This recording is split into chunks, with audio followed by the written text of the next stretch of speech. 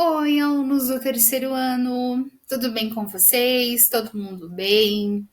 Com saúde, seguro, se alimentando certinho, comendo bastante frutas, legumes e bebendo água. Todos estão tomando água? Espero que sim. Turma, na aula de hoje de português, vamos corrigir as atividades que nós realizamos na aula passada para compreender o texto. Então, na aula anterior, a gente leu o texto, o conto, O Cão de Lia. E aí, alguém se identificou com a Lia? Eu tenho certeza que tem algumas Lias por aí, ou o contrário da Lia, né? Que realmente adota um animalzinho e que cuida muito bem deles. Eu conheço alguns de vocês que são muito contrário da Lia. Então, alunos, na aula de hoje, vamos iniciar então a correção e depois a prof explica o assunto e o que vocês farão também, ok? Então, com o livro de vocês, na página 174, vocês irão acompanhar a correção, verificar o que acertaram, corrigir o que erraram, e dessa forma nós também aprendemos, tá? Não esqueçam disso. Errou? Apaga, arruma, lê de novo a pergunta e tenta verificar o porquê você errou. Então, na aula passada, nós aprendemos sobre o conto, que no conto há o narrador e as personagens, e que o narrador conta a história e as personagens participam dos acontecimentos narrados. Então, a pergunta de número 2. Deixa a prof mudar aqui para o livro do professor, para a gente conseguir verificar as sugestões do livro, né, referente às respostas. Então, vamos lá. A questão de número 2, porque a número 1 era uma conversa e perguntas que nós já respondemos, né? O que Lia quis dizer com cachorro relativo? Por que o cão de Lia virou o cão da mãe de Lia? Vocês responderam? O que vocês responderam? A primeira pergunta é de acordo com a mãe de Lia, que diferenças existem entre os cachorros reais e os cachorros da história? Os cachorros reais, eles ficam paradinhos, não se mexem, não latem, não fazem cocô no tapete, pipi no sofá. Os cachorros verdadeiros, eles rasgam livros, acabam com as plantas do jardim, comem sapatos e quando cismam, rosnam e até mordem. E aqui perguntar para vocês se vocês concordam que cachorro de verdade dá trabalho. Aí era uma resposta pessoal de vocês. O que Lia quis dizer com cachorro relativo? Então, respondendo aqui, de acordo com a sugestão do livro, cachorro relativo quis dizer que não estragaria nada, nem morderia ninguém. Seria diferente daquele cachorro verdadeiro e descrito pela mãe, ou seja, que ele mudaria o seu comportamento em relação aos outros, porque a Lia estaria ali presente, cuidadosa. A letra D. Por que o cão de Lia virou o cão da mãe de Lia? Porque chegou a época de provas e Lia estava muito ocupada. E sua mãe é sua mãe que deu o banho, que alimenta, que limpa, que passeia, que cuida e educa. A próxima é se você já teve um cachorro. Também é uma resposta pessoal aí de vocês, né? Cada um de vocês vai responder por si. E quem cuidava dele? Foi vocês quem cuidaram? Ou foi o pai e a mãe? Ou vocês acabaram doando? O que aconteceu aí? Foi uma resposta pessoal, né? Número 2, então, agora. Quem são as personagens do conto que nós vimos na aula passada? Vamos ver quem são as personagens. A Lia e a mãe de Lia. A 3. Marque no texto N para narrador, M para mãe e L para Lia. Aí vocês iriam lá no texto e iriam verificar então como ficou. Deixa só para eu conferir aqui para ver se vai dar. Aqui, ó.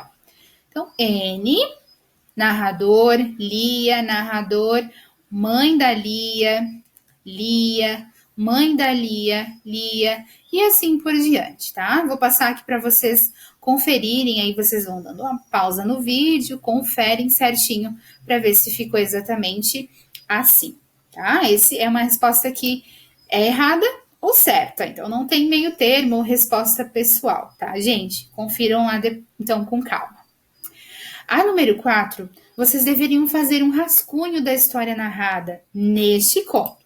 Como é uma resposta que vai depender do que cada um escreveu, mas o livro traz uma sugestão aqui para nós ou para você que não conseguiu fazer. O que é um resumo, gente? Você precisa escrever e descrever a história, o conto que está sendo pedido para fazer o resumo, o filme, etc., de forma objetiva, clara, de forma resumida. Você vai fazer uma descrição bem resumida da história, do filme que você acabou de ver ou de ler. Então, da Lia, ou do conto O Cão de Lia, o resumo ficou assim. Lia quer um cachorro, mas a mãe tenta convencê-la de que cachorros dão muito trabalho e de que Lia não vai conseguir cuidar dele. Mesmo assim, a Lia junta dinheiro e compra um cachorro. Algum tempo depois, Lia não consegue mais cuidar dele por causa das provas na escola. E aí dá para finalizar aqui e concluir, acrescentando na resposta do livro.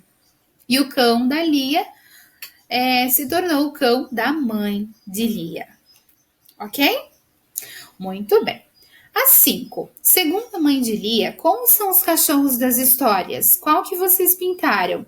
O das histórias são quietinho, paradinho, não rasgam livros, não fazem pipi no sofá, no tapete. São esses aqui mesmo. A 6. Mãe é mãe e promessas são muito relativas. Por que a autora concluiu o conto com essa frase? Explique. Vamos ver o que o livro sugere para nós. Porque aconteceu exatamente o que a mãe de Lia havia previsto. A promessa de Lia não foi cumprida e, como geralmente acontece, a mãe de Lia assumiu a responsabilidade. Por isso, a autora então termina o texto, o conto, com a frase: mãe é mãe, ou seja, por mais que nós façamos uma promessa para ela e não cumprimos, ela vai continuar sendo mãe, né? Carinhosa, cuidadosa e que não vai deixar o cachorrinho também para trás e vai ajudar o seu filho, certo? Mas a gente não pode confundir as coisas, né? A mãe também tem autoridade e que por mais que às vezes nós façamos uma promessa e não cumprimos, é nossa responsabilidade. Isso nós temos que estar cientes, né? A 7. Conversar com alguém do seu lado. Como que foi essa conversa? Vocês concordam que as promessas são relativas? E o que vocês disseram sobre mãe é mãe? A mãe de Lia poderia ter agido de outro modo? Como que foi essa conversa? Foi legal? E de olho na linguagem. A número 8. Que sinal de pontuação foi usado no conto O Cão de Lia para indicar as falas das personagens? Qual foi o sinal de pontuação utilizado? Foi as aspas. Isso mesmo. Qual é o sinal aspas? Aqueles dois risquinhos curvados, né, que a gente tem antes de uma fala e quando ela termina do outro lado, certo? Esses dois aqui, esse e esse, são as aspas. Mas que outro sinal de pontuação poderia ser usado? O travessão. O travessão é aquele sinal de pontuação antes das falas, que é só um risco, certo? Lembraram? A 9. Para vocês criarem um diálogo entre a Lia e a mãe de Lia a partir de quando a Lia deixou de cuidar do cachorro. O que vocês sugeriram aí? O que vocês colocaram? Estou curiosa para saber. Tenho certeza que vocês fizeram um diálogo muito criativo a partir desse momento que o livro sugeriu para nós. Muito bem, turma. Corrigir as atividades, nós vamos para o nosso assunto de hoje. E o assunto de hoje é expressões da língua portuguesa. O nome parece ser algo de outro mundo, expressões da língua portuguesa. Mas eu tenho certeza absoluta que vocês até fazem uso, porque eu já vi algumas pessoas utilizando essas expressões durante a aula presencial. Ou também online, né? Que em alguns casos a gente usa também. E às vezes nem percebe, ou também porque não sabíamos que era uma expressão da língua portuguesa, ou não sabíamos o nome exato dela. Então, expressões. O que são expressões? São palavras ou um conjunto de palavras que têm um sentido. E essas expressões da língua portuguesa, do qual nós vamos falar hoje, também conhecidas como expressões idiomáticas, ela vem justamente, turma, dessa pluralidade cultural que nós temos tanto na língua portuguesa quanto em outras línguas também, na língua inglesa, na língua espanhola. E essas expressões estão presentes. Expressões esta que, se nós falarmos ou traduzirmos exatamente com o sentido literal, da palavra que está sendo utilizada, não vai fazer sentido nenhum. Ela só faz sentido quando nós usamos ela em conjunto, ou seja, a expressão em si. E no momento certo. Geralmente nós utilizamos essas expressões numa linguagem informal, ou seja, uma linguagem que nós estamos acompanhados de pessoas com quem nós temos mais intimidade, que nós podemos fazer uma brincadeira, que não podemos levar a sério a gramática da língua portuguesa, que nós podemos estar mais à vontade com familiares, amigos, entre pessoas que se conhecem, têm mais intimidade. É quando nós utilizamos algumas expressões da língua portuguesa. E o que seriam essas expressões da língua portuguesa ou expressões idiomáticas? Vocês já ouviram a expressão tirar leite de pedra?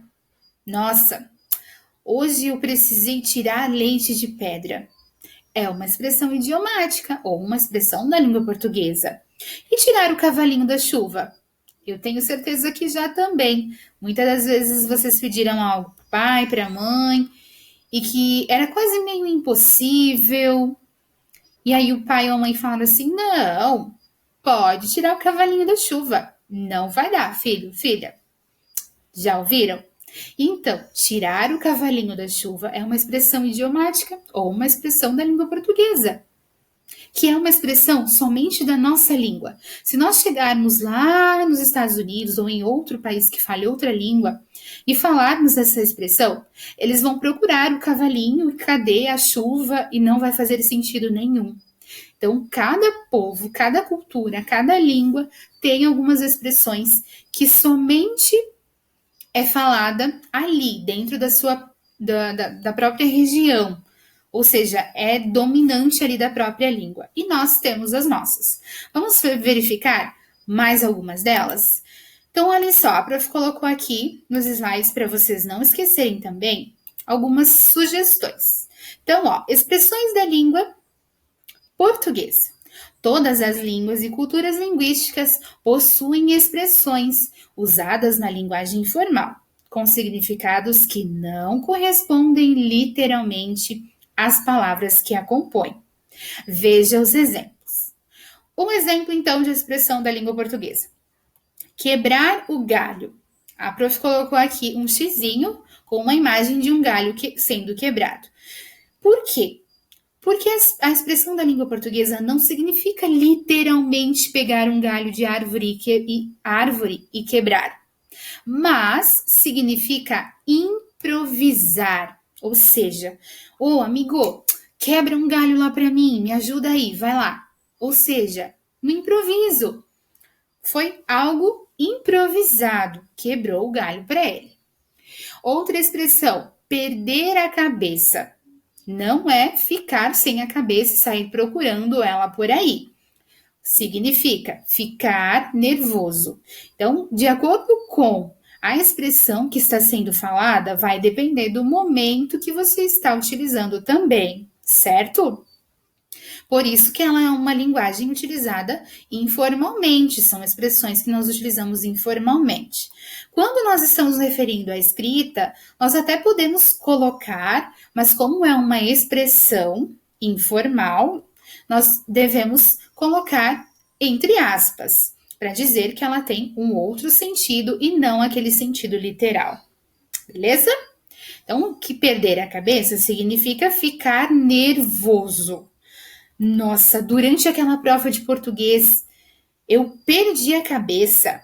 Ou seja, não perdeu a cabeça e saiu por aí procurando. Você ficou nervoso, ok? Então, muito bem, voltamos aqui. A prof deixou um vídeo também para vocês verificarem e alguém explicando também para vocês de uma outra forma para que vocês consigam compreender com mais clareza essa gramática e o assunto de hoje. Ok, turma? No livro de vocês, aqui embaixo, então, vocês têm também, ó, o que é a expressão da língua portuguesa. A expressão que você leu tem um significado que não corresponde exatamente às palavras que a compõem, como quebrar o galho, perder a cabeça. Ela é exclusiva da língua portuguesa e por isso não é compreendida facilmente por falantes de outras línguas. Todas as línguas que têm esse tipo de expressão, aliás, todas as línguas têm esse tipo de expressão que é uma espécie de marca de determinado idioma. Então, sublinhem aí para vocês não esquecerem dessas características das expressões da língua portuguesa.